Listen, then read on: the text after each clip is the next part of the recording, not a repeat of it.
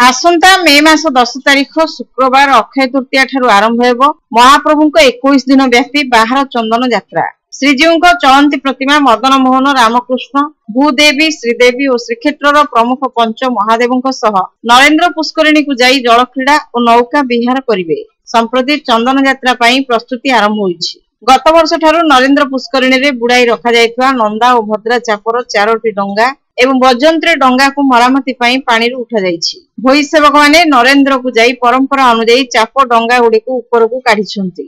ए डंगा गुड़िकरे सुदृश्य चाप निर्मित हेबो।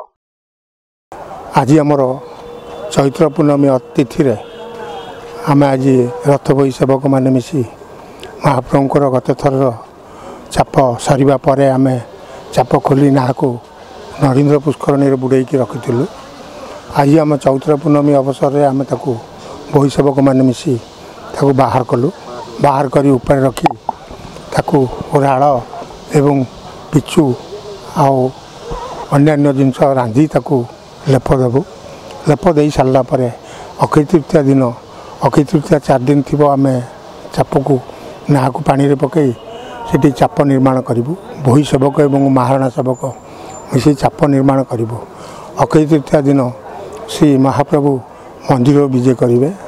मदन मोहन श्रीदेवी भूदेवी रामकृष्ण एवं पंचु महादेव आसी आज्ञामाला धरी आसवे एवं सिटी रथ काठ अनुकूल हम। सिटी रथ संपुक्त सेवक मैंने जतक थे सबू समस्ते सिटी शाढ़ी बांधि रथ अनुकूल करेंगे। अनुकूल सरला महाप्रभु चंदन यात्रा को विजय करेंगे। चंदन यात्रा चौक नौका विहार करेंगे।